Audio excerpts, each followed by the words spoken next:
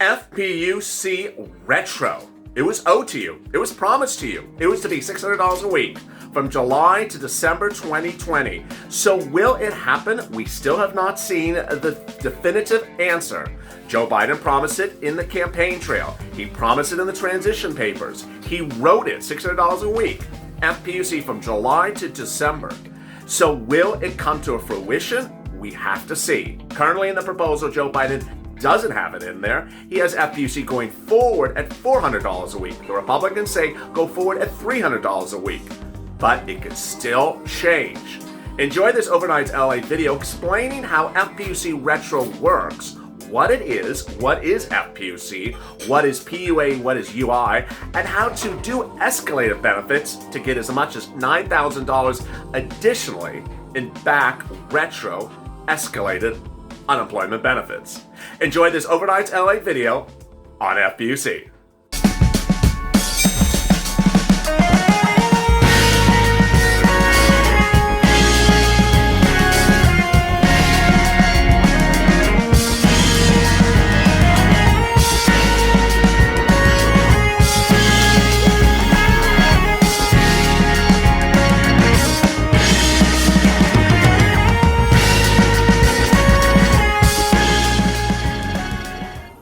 FPUC will expire next week, but what will happen to it in the weeks to come? Hey everybody, this is LA Lake with a second stimulus check and stimulus package update today. This one's about unemployment, FPUC, PUA, and UI. Coming up next week is the big battleground. Let me recap what's going on and the terms and the confusing words. FPUC is the $6 from the federal government provided for you in the CARES Act, the first stimulus package. It provides $600 for the federal government every week that you're impacted by COVID-19 from March up until late July. It is not PUA, it's called FPUC. That's the $600 for the federal government. Then you have UI and you have PUA. UI is unemployment benefits for people who are employees, and PUA is pandemic unemployment assistance created in the first CARES Act for people who were laid off or impacted by COVID-19 and are independent contractors and solo practitioners. Next week, ostensibly, and I say ostensibly, FPUC expires. Someone in the comments yesterday said, oh, it doesn't expire until a few days later. No, that's not exactly how it works, because I've detailed that on this channel before. States don't pay benefits literally to the day. They pay them on a weekly basis depending on when they categorize their week of benefits ending. Each week has it differently. But most states, because of the way that the CARES Act was written, puts the expiration date of FPUC this coming week. So what I've implored you to do, and I'm going to say it right at the top of this video, I'm going to get right to it. If you qualify for FPUC, if you qualify for UI, if you qualify for PUA, get your application on file this week, right away. I mean, not even this week, today. You can, where you do it. So let me go through it with you. You go to your state's unemployment website, which is open 24 hours a day, and you apply. I want you to get on file. Why? There's so many reasons why. Okay, first, let me explain. FPUC is expiring, or the benefits of it is expiring next week. But UI and PUA are not expiring next week if you're already on them. What am I talking about? A way a lot of these plans work is if you are on them, you get the benefits and you get the benefits going forward.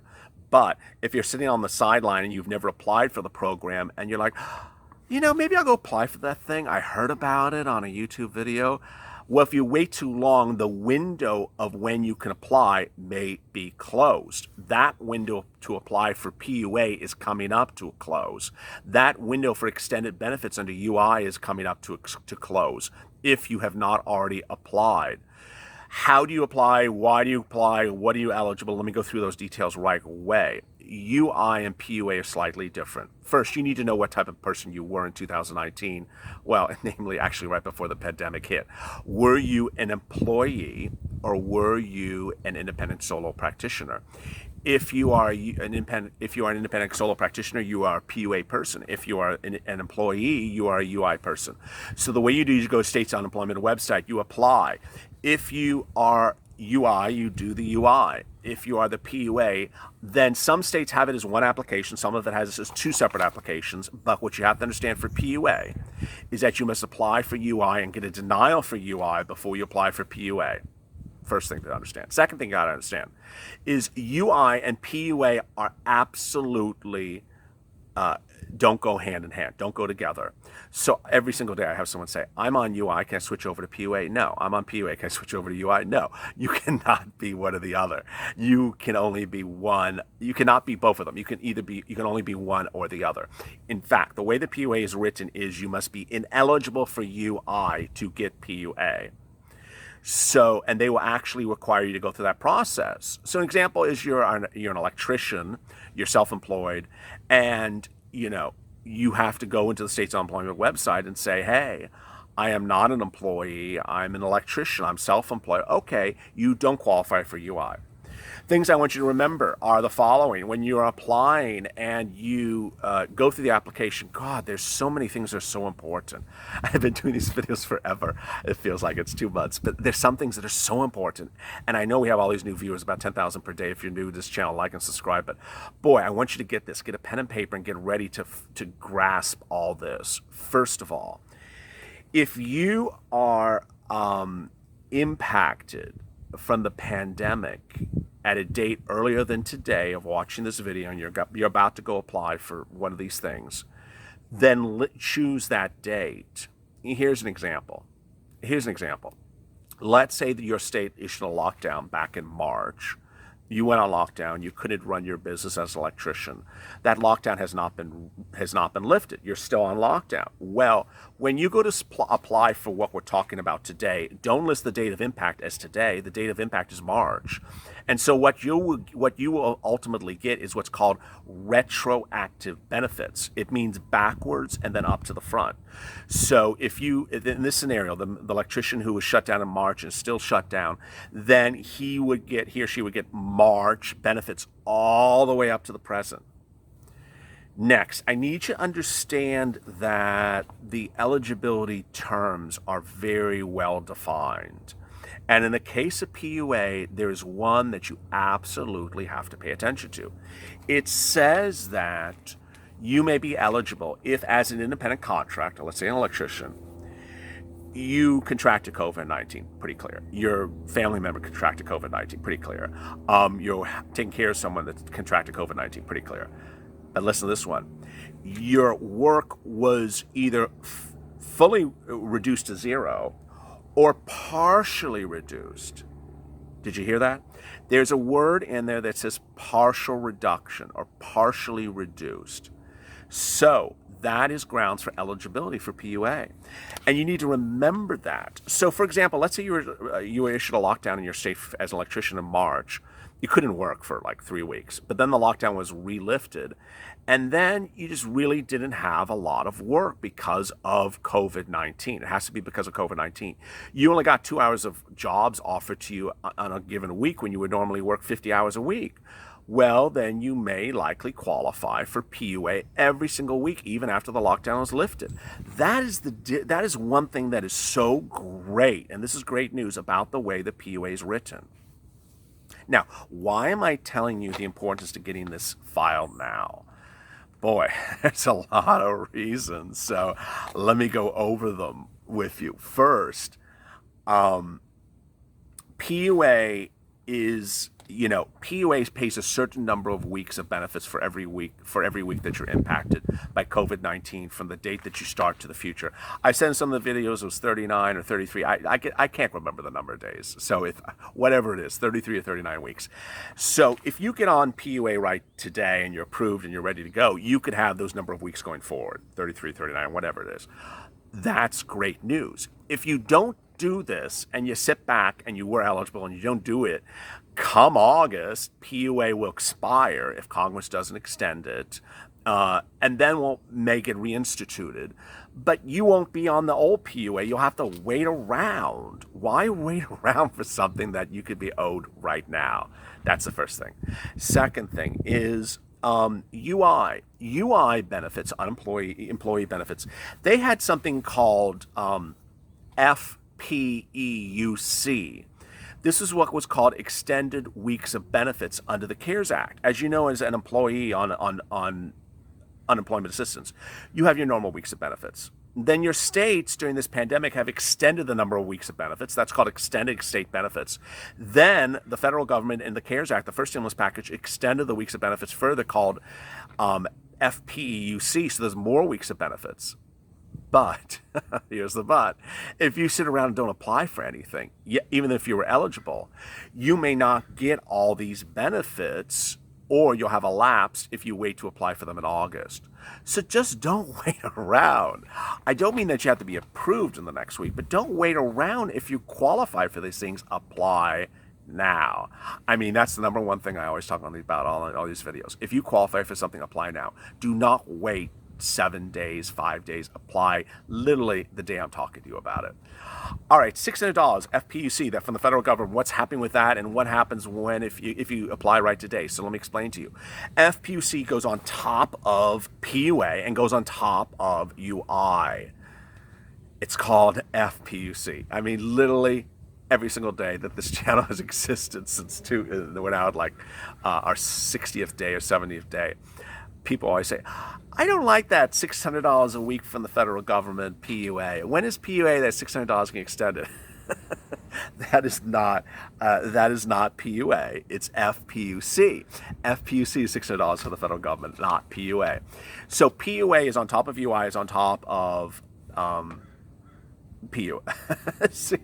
Now I'm doing it to myself as I'm really, the bugs are just like coming to Mitch and me like, Mitch. $600 for the federal government, FPUC, is on top of UI and PUA. It expires next week. Now, this is what you have to need to know. If you apply to the system, you get into the system, that's good, because what's going to happen is the following scenarios. First, FPUC is likely to expire next week. I don't think that anything is going to happen. An act of Congress, an act of executive order from the White House, or an act of something from the Federal Reserve could extend FPUC immediately next week. I don't think it's going to happen. Could it get extended in late July, minutes before it expires? Sure. I don't think that's going to happen either. What I think is going to happen is it's literally going to expire, and then it'll become a battleground to be reinstituted in a second stimulus package, and will either pay those lapsed weeks of 2 or 3 weeks of benefits from late July to early August to those people who are already on it, or not at all, and just start it as a brand new program. I really do think it will pay those lapsed 2 weeks. And finally, the last scenario is it could possibly get reduced from $600 to $400 or $300 per week. What is going on here? The Republicans don't like FPUC. Of all the stories that we do on a daily basis, the 6 videos we do per day, this thing is literally talked about morning, noon, and night by broadcast news. FPUC is talked about more often than, what's going on in the ESPN NBA bubble. I mean, it's talked about literally every minute. So we know it's a hot topic. And because it's a hot topic, I don't think it's going away. I don't think FPUC is going to go away, but I think it's going to get, changed somehow. And the Republicans are playing this bit, and I'm not being political, I'm telling you what they're doing, is they're relying their hat on a report that says that too many people are getting rich, that's their word, not my word, on unemployment benefits, and that they're getting 200 to 300% more than they would get when they were employed.